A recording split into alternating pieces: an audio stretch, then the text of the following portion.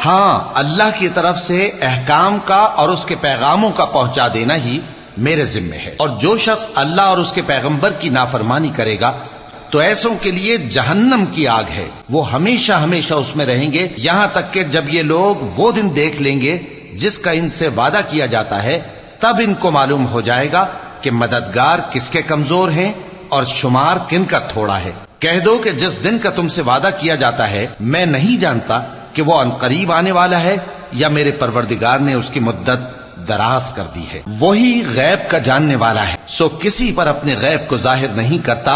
हाँ, जिस पैगंबर को पसंद फरमाए और उसको गैब की बातें बता दे तो उसके आगे और पीछे निगहबान मुकर्रर कर देता है ताकि मालूम फरमाए कि उन्होंने अपने परवरदिगार के पैगाम पहुंचा दिए हैं। और यूं तो उसने उनकी सब चीजों का हर तरफ से इहाता कर रखा है और एक एक चीज गिन रखी है।